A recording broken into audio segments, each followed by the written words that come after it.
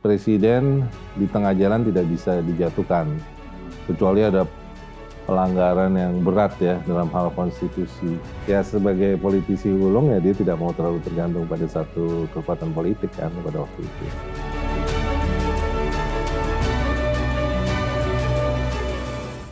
Makan gorengan di Jalan Belora. Cakep. Minumnya es kelapa muda. Cakep.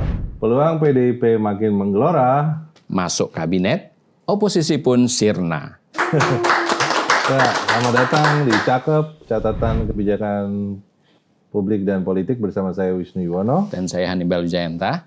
Selamat datang pemirsa di episode terbaru dari Cakep. Kita sepertinya akan terus membahas mengenai Kabinet. menjelang kabinet. Menjelang pengumuman kabinet, Pengumuman kabinet tinggal sebulan lagi. Presiden Prabowo ya yang kurang dari sebulan nih malah. Iya, udah ada kurang ya. Udah kurang dari betul, sebulan. betul. Mungkin udah tinggal 3 mingguan lagi. Iya. Pak Prabowo akan menjadi presiden ya secara resmi, dan tentu saja di satu sisi Pak Jokowi sudah menyelesaikan periode keduanya Iya. sebagai presiden, dan kabarnya nih kita lihat juga Pak Jokowi sepertinya keliling daerah ya, Betul. kayak semacam tour Say farewell, goodbye, say goodbye. say goodbye, tour farewell ke daerah-daerah, belusukan gitu ya. Ya. Dan sepertinya masyarakat setidaknya di daerah yang dikunjungi ya masih cukup banyak yang Iya. Kalau di daerah mungkin memang masih banyak Masih yang banyak ya namanya Indonesia kan patronasenya sangat tinggi Sangat ya. Jadi kuat ya. seorang presiden itu pasti ya apalagi populis seperti betul. dengan gaya populis seperti Pak Jokowi pasti masih banyak. Nah, kira-kira apa lagi nih yang bisa di-spill nih Mas Hannibal iya. hari ini? Kalau dalam minggu-minggu ini yang ya kemarin lah yang paling seru adalah pernyataan yang cukup tegas dari Mbak Puan Maharani, Ketua DPR sekaligus juga Ketua PDI Perjuangan, itu menyatakan kesiapan Partai Demokrasi Indonesia Perjuangan untuk bergabung ke dalam kabinet Presiden Prabowo. Nah, ini menarik karena baru kali ini ada statement yang lebih tegas, walaupun secara eksplisit serasa eksplisit karena selama ini adanya ya salam lah dari Mbak Mega, dari Bu Mega kepada Pak Prabowo paling nggak dua kali. Kemudian juga ada kurir yang saling bertemu konon begitu antara kurir dari Ibu Mega ketemu dengan Pak Prabowo atau dari Pak Prabowo kurirnya yang ketemu dengan beliau. Jadi hubungan semakin mesra nih. Semakin mesra tampaknya dan ini memang ya mau nggak mau karena kalau kita lihat pernyataannya Pak Prabowo beberapa kali ya, kalau menurut beliau kan dalam sistem presidensial itu ya memang tidak ada oposisi. Nah, ini mungkin yang perlu kita bicarakan nih Mas. Benar nggak ini kalau sebuah sistem negara dengan menganut pemerintahan presidensial itu tidak dikenal sistem oposisi kayak gitu?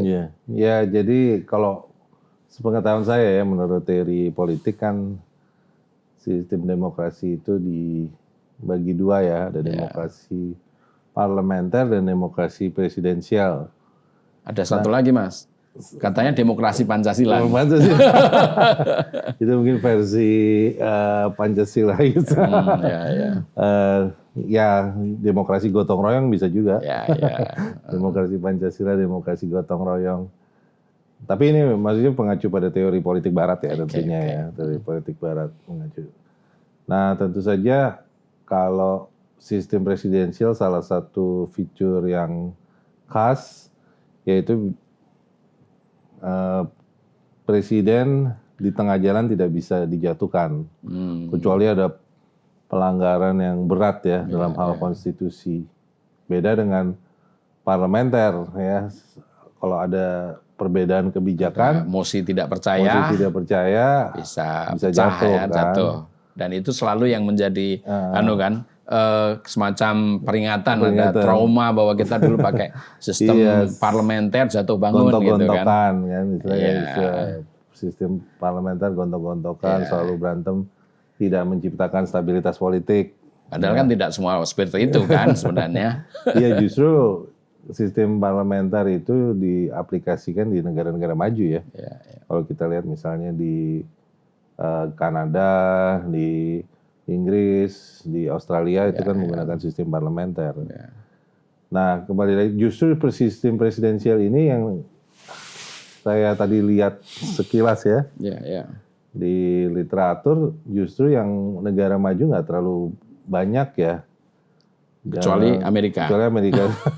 Kecuali Amerika, kemudian ada juga mungkin Korea bisa dihitung juga ya. Walaupun Korea ada Perdana Menterinya ya, tapi presidennya lebih kuat gitu ya. Perdana Menterinya kurang nggak sekuat parlementer seperti di Inggris dan di Australia gitu. Begitu juga Prancis juga presidennya kan sangat kuat ya. Dibandingkan Macron. Perdana Menterinya ya. Macron kan kita lihat ya Presiden Macron tetap 5 tahun kalau terpilih, tapi Perdana Menterinya gonta-ganti kan. Itu menunjukkan bahwa stature dari Presiden Macron itu sangat kuat. Nah, makanya itu kurang lebih model dari sistem presidensial Barat. Tapi kalau kita coba referensinya ke sejarah politik Indonesia, saya teringat kalau misalnya nanti Pak Prabowo jadi membentuk kabinet, apalagi kabinetnya gemuk gitu ya, kan diperkirakan tuh bisa mencapai 70-80 ya. Kalau awalnya 44 kalau ininya ya. 44 tapi kalau wakil menteri ya. Kalau asumsinya semua wakil menteri, kementerian dapat wakil menteri ya. Dan jangan lupa kementerian yang besar wakil menterinya bisa lebih 2 dari 1 gitu kan, bahkan 3 ya. Dulu ingat nggak di zaman SBY ada Kementerian Luar Negeri ya, wakil menteri 2 di Kementerian Keuangan. Kemudian sekarang juga Pak Jokowi periode kedua kan Kementerian Luar Negeri juga ada wakil menterinya juga gitu. Terakhir ada Menteri Kominfo aja ada 2. Kominfo 2. Kementerian Keuangan juga sekarang 2 juga kan, dengan Mas Tommy Jiwandono ya masuk di kabinet. Nah, jadi saya teringat pada zaman demokrasi terpimpin. Demokrasi terpimpin itu Pak Bung Karno ya, Bung Karno ya. Ya waktu itu kan karena kabinet presidensial parlementer itu tidak stabil, gonta-ganti, akhirnya Soekarno mendapat semacam momen politik dengan dekret presiden 5 Juli 59. Iya, Pak, hebat nih Mas Hannibal. Tapi padahal kan sebenarnya dekret itu terjadi karena awalnya bukan karena itu kan konflik yang di konstituante itu kan salah satu ini kan, tapi yang lain kan ada persoalan anggaran yang tidak diterima oleh DPR ini ya akhirnya dibubarkan. Tapi juga justru.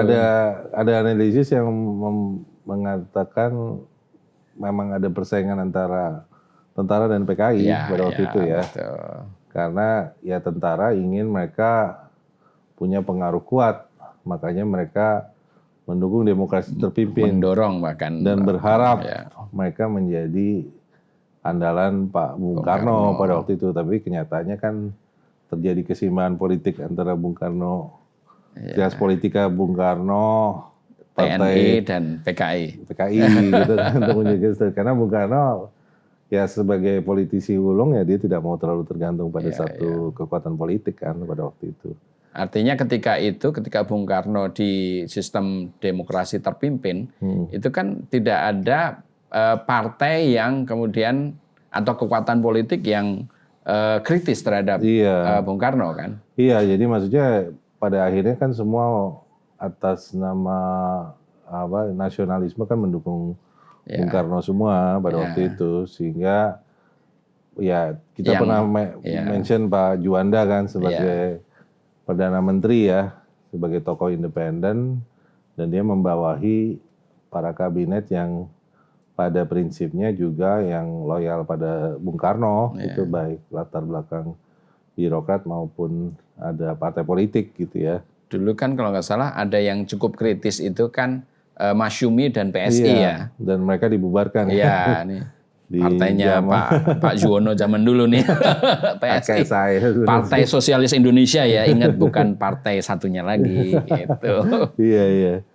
Ya itu pada akhirnya seperti itu ya. Dan itu ditangkapin kan sama jangan lupa partai ayahandanya presiden terpilih. Oh iya, PSI, Partai Sosialis Indonesia itu dulu partainya Pak Sumitro Djayadikusumo, partainya ayahanda presiden terpilih Prabowo Subianto gitu. Jadi dulu kritis terhadap pemerintahan Bung Karno, yaitu dua partai terutama ada Masyumi, PSI, terus kemudian satu lagi yang kemudian dibubarkan ada Partai Murba. Nah itu dia. Yang ya pada akhirnya ya itulah yang terjadi, intinya tidak ada oposisi lah, baik partai politik maupun ya civil society belum terbentuk lah. Indonesia kan masih miskin, penduduk kelas menengahnya juga masih sangat sedikit pada waktu itu. Ya itu, jadi saya teringat model itu tuh, demokrasi terpimpin. Cuman kan karena terkena krisis ekonomi, kemudian krisis politik ya, dengan triggernya G30 SPKI, akhirnya Pak Harto naik. Nah, kalau kita lihat lagi, di zaman Orde Baru, pemirsa ya kurang lebih ya agak-agak mirip juga. Dalam demokrasi terpimpin lagi. Ya sebenarnya kan Pak Harto meneruskan struktur demokrasi terpimpin ya, cuman istilahnya lebih disempurnakan lagi. Lebih disempurnakan lagi sehingga kekuatan eksekutifnya sangat kuat ya, dan akhirnya kekuatan legislatif dan yudikatif kan diperlemah. Waktu itu namanya itu demokrasi Pancasila. Demokrasi kan, Pancasila. Iya. Nah di situ kan kita ingat ada dua partai ya. Ya ada. Partai Demokrasi dan Partai Persatuan, Persatuan Pembangunan. Ya satu mewakili faksi Islam, satu mewakili faksi nasionalisme, dikumpulin dan semua dalam satu partai. Bahkan yang nasionalis ada juga. Ada Kristen Katolik, ya, Kristen ya. Ada fusi tahun 72 dan 73 itu ya. Nah, ya akhirnya, tapi ya dua partai itu pada akhirnya punya perwakilan di kabinet. Jadi pada prakteknya ya tidak ada oposisi juga. Kalau tidak di kabinet diakomodasi di DPA, di lembaga-lembaga itu. Gitu artinya. Jadi ya memang kalau saya melihat dari sejarah politik Indonesia, kalau nanti Pak Prabowo membentuk kabinet dan PDI khususnya bergabung, ini tidak ada oposisi. Dan partainya lebih banyak dibandingkan masa Orde Baru ya. Orde Baru cuma 3. Artinya kalau nggak ada oposisi ini berarti kita bakalan pemerintahan diperkirakan ya manut presiden semua gitu, Mas. Iya, jadi presiden secara politik dan secara eksekutif menjadi sangat dominan ya. Tapi mungkin nggak sedominan masa Orde Baru atau demokrasi terpimpin, tapi Prabowo sepertinya ingin memposisikan sebagai seorang eksekutif yang dominan. Bahkan lebih dominan dari Pak Jokowi, karena Pak Jokowi kan kita lihat 2 periodenya, terutama periode kedua kan sangat dominan ya. Oposisinya hanya PKS dan Demokrat juga pada akhirnya bergabung gitu kan, 80%. Nah ini lebih dominan lagi nanti Pak Prabowo. Jadi bagaimana dengan civil society masih mungkin nggak jadi? Nah bedanya sepenyuara. Bedanya di zaman dengan Orde Baru dengan demokrasi terpimpin ya, sekarang ada civil society ya, ada civil society, ada mass media, sehingga mungkin walaupun ada yang mengamati ini sebagai sebuah neo Orde Baru, tapi dalam prakteknya tidak bisa seseluasa Orde Baru nantinya sih, menurut pendapat saya ya.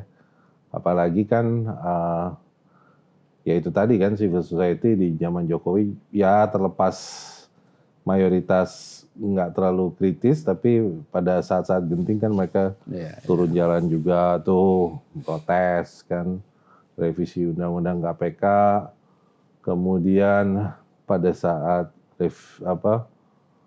keputusan MK yang meloloskan Mas Gibran menjadi wakil presiden kan juga civil society sangat galak. Dan terakhir tentu saja pada saat upaya revisi undang-undang pilkada gitu, dan mahasiswa juga turun.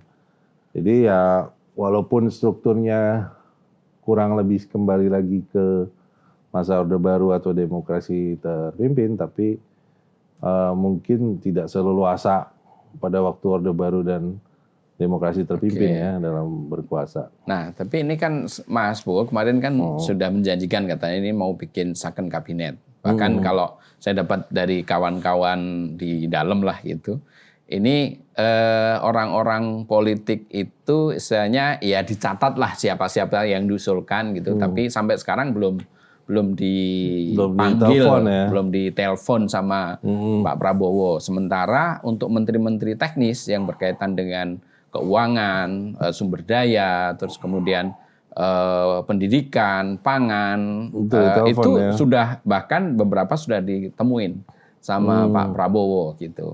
Jadi kebanyakan teknokrat dan non partai ya? Iya, teknokrat non partai itu sudah diskusi, dikasih ya suruh presentasi lah apa yang akan ditempuh nanti kalau saya menjadi menteri itu. Nah ini apakah suatu tanda bagus atau sebenarnya ya karena partai kan tentunya berharap banyak juga kan? Gitu. Ya jadi mungkin Pak Prabowo ingin mengikuti Pak Harto ya dalam arti setidaknya untuk kebijakan-kebijakan penting dia membutuhkan tokoh-tokoh independen teknokrat yang harus loyal sama beliau gitu ya, sehingga tidak istilahnya neko-neko gitu kan dalam membuat kebijakan yang lebih imparsial. Dan konon malah sampai diberi target-target yang cukup besar kan, misalnya fenomenal ya. Ya kayak ini yang saya dengar ada Kementerian Keuangan katanya akan dibagi dua.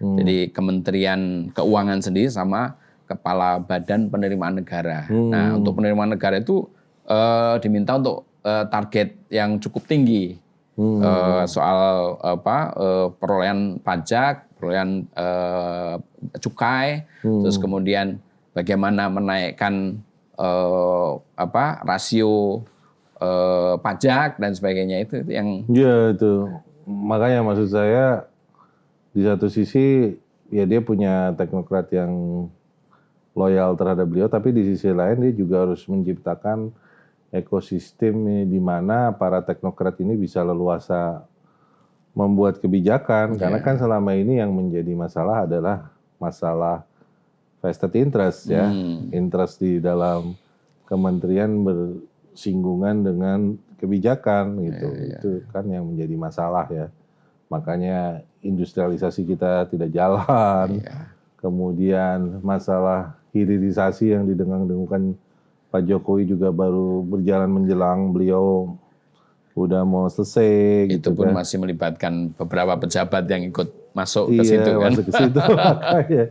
Jadi ini memang nggak mudah gitu Pak dari Pak Prabowo. Tapi setidaknya secara politik dia berhasil ya merangkul semua gitu, meyakinkan semua bahwa ya struktur pemerintah beliau saat ini ya harus komandonya cuma satu dalam hal ini presiden sebagai kepala negara dan kepala pemerintah gitu. Jadi sangat kuat ya ini presidennya. Ya di atas kertas nih sangat kuat. Cuman kan ya kita lihat nanti gaya kepemimpinan beliau seperti apa kan.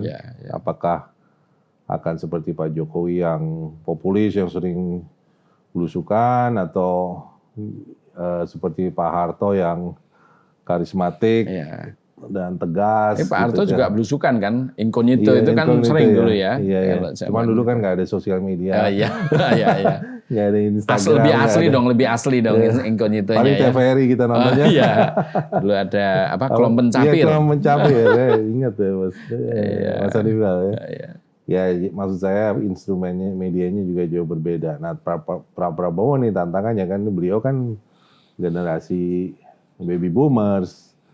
Nah dengan landscape media seperti sekarang gitu ya, di mana mayoritas anak muda, millennials, Gen Z, nah itu tantangannya pasti sangat besar. Ya walaupun dalam kampanye partai politik dengan gemoynya cukup efektif banyak diterima oleh kalangan muda ya. Tapi ini kan kita berbicara gemoy kan masa kampanye yang cuma beberapa bulan, ini 5 tahun ya. Jadi tentunya jauh kompleks ya dalam hal berkomunikasi. Dia harus memperhatikan kebutuhan-kebutuhan dan gaya hidup dari millennials dan Gen Z ini yang jauh berbeda bahkan dengan generasi saya, Mas Anibal kan. Mereka lebih demanding, mereka lebih menuntut flexi hours, ya kan. Mereka tidak loyal dalam pekerjaannya, gampang loncat-loncat lah. Loncat.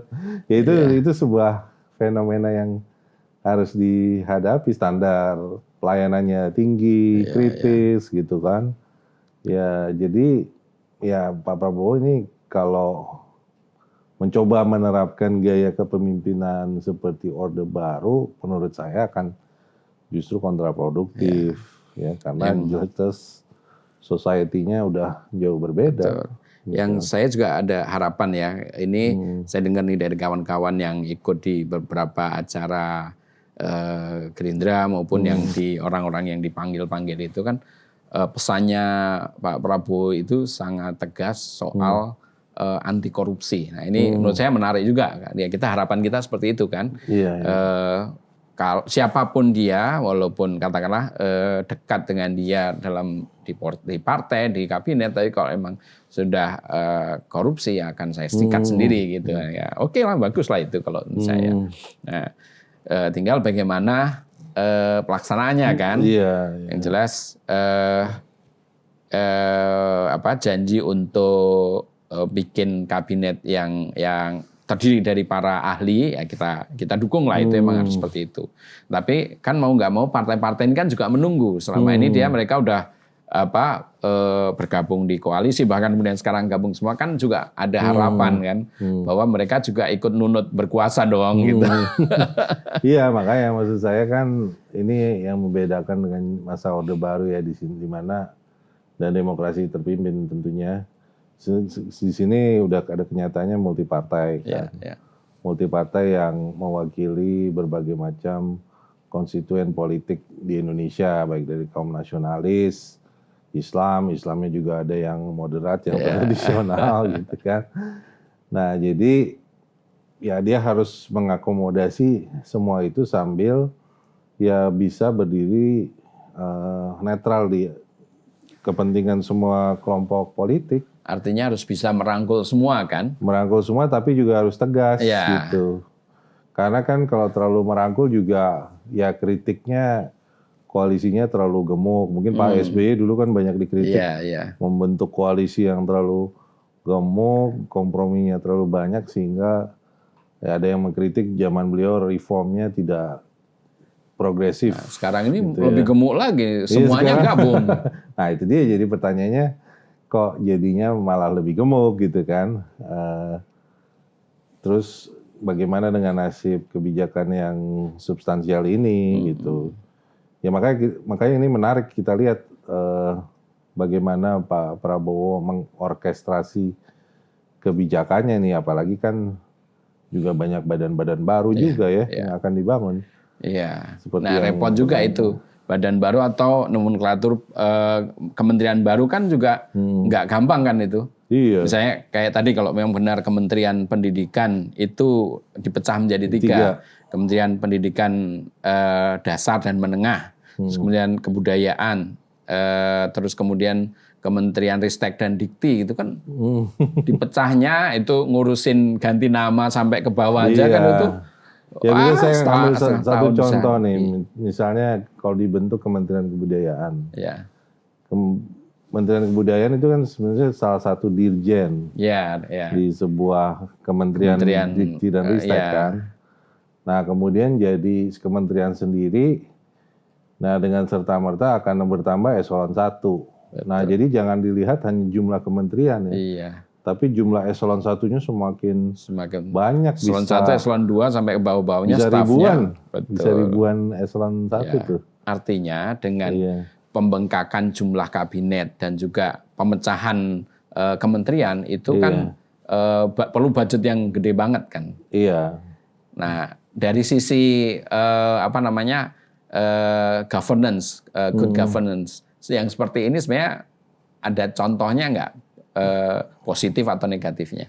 Ya, maksudnya justru itu karena kalau terlalu gemuk, ya pastinya kalau dalam teori Barat terkait dengan tata kelola ya pastinya terlalu gemuk, inefisiensi, overlapping itu kan lamban, ya, lamban, saling keputusan menjadi terlalu lama karena harus konsensus satu dengan lain. Ya misalnya Kementerian Kemenko yang begitu banyak ya. Sekarang saya dengar malah katanya ada Menko yang terkait dengan hilirisasi. Oh itu ya. Hilirisasi dan investasi. Termasuk juga ada Menko Hukum. Iya. Menko Hukum dan HAM. Menko Hukum. Selain Menko Pol sendiri kan. Iya, Menko Pol sendiri ya. Iya. Nah itu kan bagaimana itu mengkoordinir, membangun konsensus dimulai di antara ke-6 atau 7 Menko tuh dalam sebuah kebijakan gitu kan. Jadi justru leadership-nya Pak Prabowo menjadi challenge buat dia gitu. Karena untuk mengkoordinir aparatnya sendiri itu jadi semakin rentang komandonya semakin panjang banget gitu ya. Kecuali dia memang punya pasukan staff yang benar-benar mendukung dia melakukan. Jadi ibaratnya istana negara atau IKN itu harus kuat tuh. Kalau dulu ada KSP, saya nggak tahu apakah sekarang saya dengar malah mau dibentuk lagi Sesda Lobang ya. Sesda Lobang itu adalah lembaga yang dibentuk di zaman Orde Baru yang itu perintah-perintah langsung dari Pak Harto untuk pembangunan. Kayak misalnya Inpres untuk bikin sekolah dasar Inpres, terus kemudian ada misalnya Bimas, Inmas yang kaitannya dengan pertanian itu juga langsung ke bawah. Pembangunan dulu ada masjid Muslim Amal Bakti Muslim Pancasila itu juga dari situ ya. Jalurnya situ juga gitu. Ya, jadi sepertinya Pak Prabowo belajar banyak dari Pak Harto juga nih waktu dia masih menjadi mantunya ya. Terutama kan pada saat karirnya lagi meroket tuh kan dia sering banget berdiskusi dengan Pak Harto ya. Jadi ya itu tadi bakal banyak tantangan yang dia hadapi nih. Jadi yang saya menarik ini di diri Pak Prabowo ini kan dia adalah anaknya Pak Sumitro Djayadikusumo, seorang ekonom yang yang strict ya untuk persoalan pembangunan, persoalan bagaimana kan beliau yang mengkritik perekonomian Pak Harto yang ekonomi biaya tinggi itu pertama. Tapi beliau juga mantunya Pak Harto yang berkuasa sekian lama dan ya selama Orde Baru ada banyaklah konsep-konsep yang diberikan gitu. Dan sepertinya Pak Prabowo ingin mengambil jalan tengah tuh. Ada teknokratnya, ada konsensusnya. Dan ada lagi dia cucunya Pak Margono Djayadikusumo yang konsep kooperasinya juga kuat gitu. Oh ya, tapi kooperasi kayaknya belum banyak dibicarakan jadi wacana ya. Kalau dari yang buku-buku yang dibikin Pak Prabowo waktu kampanye di 2019, di 2024 atau yang sebelumnya itu kan konsep kooperasi itu akan menjadi salah satu andalan lah. Cuma kan sampai sekarang kita masih belum tahu nih akan seperti apa gitu. Kalau dari info-info insight yang Mas Hannibal dengar, kira-kira kalau PDIP masuk pemerintah mau di mana tuh ya? Mau ditaruh di mana? Nah ini yang seru juga nih Mbak Puan ini ya. Kalau minggu lalu karena saya dengar dari kawan-kawan yang di DPR itu Mbak Puan ini sempat curhat-curhat juga ya. Karena posisinya masih belum jelas. Artinya beliau kan prefernya kan ketua DPR karena sebagai pemenang pemilu gitu PDIP. Nah, cuma kan tergantung pada Undang-Undang MD3 yang mengatur tentang kedudukan dan susunan di DPR, ketua DPR, wakil ketua fraksi dan sebagainya. Nah itu yang ya belum sampai minggu lalu itu belum dibahas lah katanya gitu. Cenderungannya kan ada yang akan mengubah. Jadi ya mau nggak mau karena koalisi ini lebih besar ya PDIP nggak jadi ketua umum ketua DPR gitu. Nah makanya kemarin tuh statement Mbak Puan yang bahwa siap untuk bergabung dalam pemerintahan Pak Prabowo itu menarik sekali. Memang ada beberapa nama yang disebut-sebut kan, ada yang katanya Pak BG juga akan masuk lagi, entah sebagai apa. Kemudian ada Bambang Pacul, Mas Bambang Pacul ini konon juga disebut-sebut juga gitu kan. Korea ya. Korea satu ini memang menarik ya ini. Nah, terus kemudian juga ada Kementerian Sosial kan juga ya Mas Saipul itu kan memang orang NU tapi secara ini kan partainya dulu lebih ke PDIP gitu. Ya benar. Jadi itu. Nah, tapi balik lagi saya tanyakan ke kawan-kawan yang di dalam itu ya sampai sekarang masih belum jelas ininya. Artinya mungkin istilahnya udah dicatat sama Pak Prabowo tapi belum dipanggil, belum diajak ngobrol gitu. Karena yang sekarang yang diajak ngobrol baru yang urusan teknis tadi, keuangan, pangan, energi, terus kemudian sumber daya lah gitu, pendidikan gitu. Iya. Itu. Iya sih, kalau maksud saya kan kita juga belum lihat bagaimana faksi dari Mas Prananda ya bereaksi kan, karena Mas Prananda kan Mas Ganjar, Mas Hasto itu kan satu faksi kan, mereka standing posisinya lebih mengarah pada oposisi. Dan kan. yang jelas kalau PDIP semua tergantung sama Ibu, sama Mbak Mega. Ini bisa begini statement nanti semua ya masih menunggu Bu Mega Ibu ya. Mega. Gitu. Iya karena Bu Mega juga ya sebagai politisi yang berpengalaman kan kayaknya paling senior sekarang tuh memainkan perasaan-perasaan kadernya tuh. Ya sekarang ini kan sebenarnya buying time juga kan. Sampai sekarang masih belum ada kepastian tentang kapan bertemu dengan Mas Prabowo kan. Iya. Titip salam aja. Tapi waktunya untuk bertemu sampai sekarang masih belum. Iya. Makanya nanti bisa jadi ada surprise ya pada saat kan Mbak Mega ini kan nggak seperti Pak SBY yang langsung proaktif datang Pak SBY sangat proaktif ya, dia datang ke Pak Prabowo, terus sekarang sudah go public lagi dengan menyanyi lagi di pesta rakyat gitu kan. Jadi sepertinya ingin menunjukkan bahwa dia akan lebih bisa harmonis dengan Pak Prabowo ya. Tapi yang mungkin perlu diperhatikan juga adalah ternyata inefisiensi ini, pembekalan kabinet ini juga berdampak pada DPR. Karena DPR kalau kementeriannya makin tambah berarti komisinya makin tambah. Gitu. Nah ini kan jadi akan menambah inefisiensi baru juga di satu sisi. Menambah job seeker-nya makin menambah job tapi kan masalahnya APBN-nya terbatas. Nah ini gitu apalagi kan. kemarin untuk sampai Desember ini kan kita nambah utang baru. Oh iya. Udah setengah lebih 53% dari kebutuhan anggaran kita yang diambil dari utang luar negeri. Jadi iya. Jadi ya itu makanya di satu sisi kondisi global, kondisi APBN belum menunjang, tapi di sisi lain sepertinya Pak Prabowo sudah firm ingin merangkul semua komponen partai politik dan ormas juga. Iya, ormas juga betul. Kan ya kita tahu PBNU, Muhammadiyah, NU semua diakomodir. Ya kan misalnya Menteri Pendidikan Dasar dan Menengah disebut-sebut Sekjen PP Muhammadiyah Abdul Mukti yang menjadi calon ini ya kan. Terus paling tidak tadi kalau Menteri Sosial kan bisa mewakili PDIP sama NU kan, Mas Saifullah Yusuf. Kemudian juga nama-nama teknokrat yang tadi Mas Hannibal sebut, kemungkinan yang sudah diskusi Pak Anggito Abimanyu mantan Kepala BKF, kemudian juga Pak Budi Gunadi Sadikin yang itu juga merupakan calon Menteri Keuangan. Kemudian siapa lagi tuh yang dari teknokrat ya yang ada juga yang disebut-sebut dari Bank Indonesia, ada Bank Ibu Indonesia. Aida. Bu Haida Itu ya, Bu Haida salah juga satu ini. mungkin calon Menteri Keuangan juga Iya. gitu ya.